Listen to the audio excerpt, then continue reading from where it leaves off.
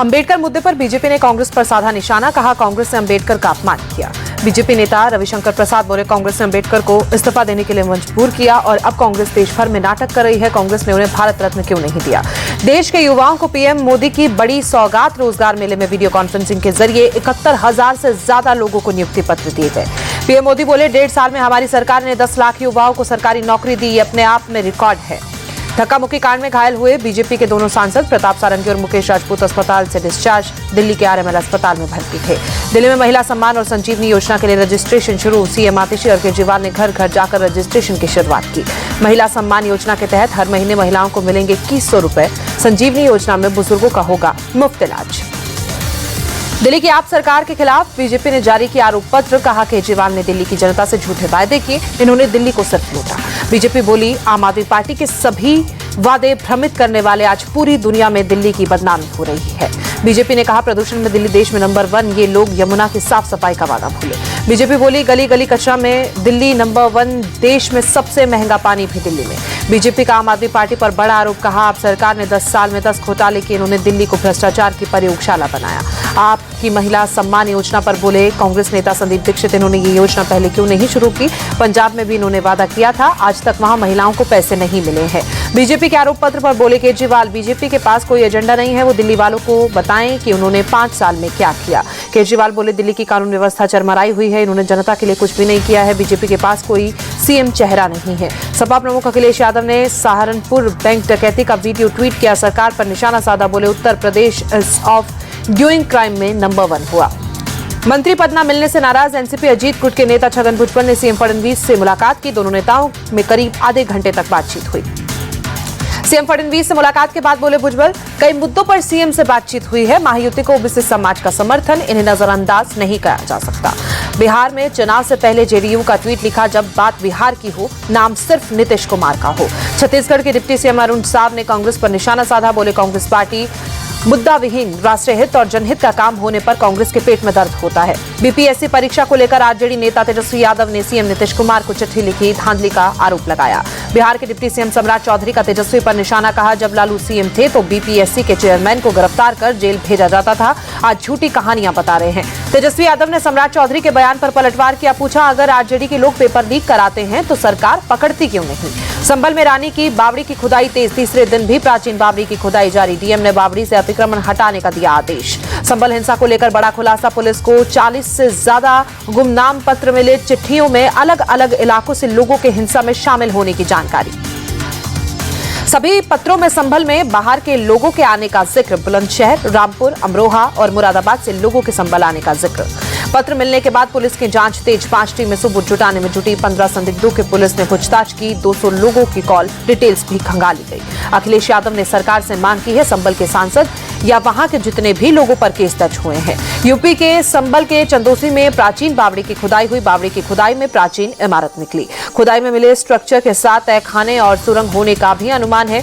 Structure में छोटे छोटे 4 से 5 कमरे मिले हैं। सपा चीफ अखिलेश यादव बोले हर जगह खुदाई करने से समस्या का समाधान नहीं होने वाला है। यूपी सीएम योगी ने हेलीकॉप्टर से प्रयागराज में कुंभ मेला क्षेत्र का हवाई निरीक्षण किया। 13 जनवरी से शुरू हो रहा है महाकुंभ। प्रयागराज के दशामेघ घाट पहुंचे सीएम योगी, मां गंगा की पूजा अर्चना की, कई मंत्री भी मौजूद रहे। प्रयागराज महाकुंभ की सुरक्षा को लेकर बोले यूपी डीजीपी प्रशांत कुमार, कहा कुंभ में 7 स्तरीय सुरक्षा व्यवस्था रहेगी, पुलिसकर्मियों को दी जा रही है स्पेशल ट्रेनिंग। जमीन के बदले नौकरी से जुड़े मनी लॉन्ड्रिंग मामले में दिल्ली के राउज एवेन्यू कोर्ट में सुनवाई टली, अब 17 जनवरी को होगी सुनवाई। ईडी ने लालू यादव के परिवार को बनाया आरोपी। महाराष्ट्र में अमरावती में आरएसएस चीफ मोहन भागवत बोले धर्म के नाम पर जितने भी उत्पीड़न या अत्याचार हुए हैं वो सिर्फ धर्म की सही जानकारी नहीं होने से हुए हैं। संघ प्रमुख मोहन भागवत के मंदिर मस्जिद वाले बयान पर जगत गुरु राम भद्राचार्य ने आपत्ति जताई, बोले उनके बयान से सहमत नहीं, वो हमारे अनुशासक नहीं, हम उनके अनुशासक हैं। मोहाली बिल्डिंग हादसे में पुलिस की कार्रवाई तेज, बिल्डिंग के मालिक समेत ठेकेदार को गिरफ्तार किया गया। बीएनएस की धारा 105 के तहत मुकदमा दर्ज। बिजली चोरी के खिलाफ मेरठ में बिजली विभाग की बड़ी कार्रवाई, कई जगहों पर छापेमारी, बिजली चोरी के 19 मामले सामने आए। कटिया कनेक्शन से की जा रही थी चोरी। बिजली विभाग ने मुस्लिम बहुमूल्य के 5 इलाकों को मारा छापा, 246 मीटरों की जांच की, 19 मकानों में चोरी से सप्लाई हुई।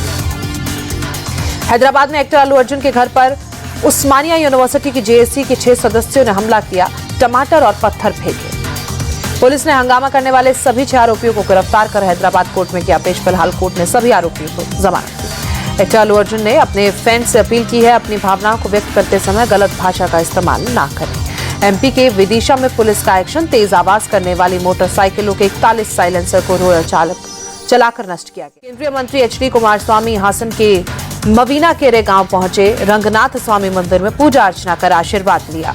पूर्व पीएम चौधरी चरण सिंह की जयंती पर लखनऊ में सीएम योगी ने पुष्पांजलि अर्पित की। मुख्यमंत्री कृषक उपहार योजना के तहत किसानों को ट्रैक्टर भी वितरित किए। पूर्व पीएम चौधरी चरण सिंह की जयंती आज।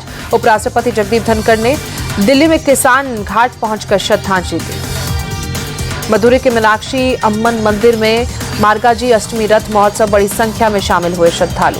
हनुमान अष्टमी पर उज्जैन के महाकाल मंदिर में हुई विशेष आरती, बड़ी संख्या में शामिल हुए श्रद्धालु। श्री पंचदशनाम आवाहन अखाड़े के संत प्रयागराज पहुंच गए हैं। घोड़े, ऊंट, रथ और बग्गियों पर सवार होकर ढोल नगाड़े और शंख की विजय ध्वनि के साथ सभी संत मौजूद। रांची में क्रिसमस से पहले आर्क बिशप विंसेंट आइंद के आवास पहुंचे सीएम हेमंत सोरेन, कल्पना सोरेन भी साथ में रही। भुवनेश्वर में क्रिसमस से पहले बढ़ी रौनक, जगह जगह की गई शानदार सजावट, बाजार में उमड़ रही लोगों की भीड़, क्रिसमस ट्री और गिफ्ट से सजे बाजार। दिल्ली में गणतंत्र दिवस की तैयारियां तेज, कड़ाके की ठंड के बीच सुबह सुबह कर्तव्य पथ पर जवानों ने किया परेड रिहर्सल।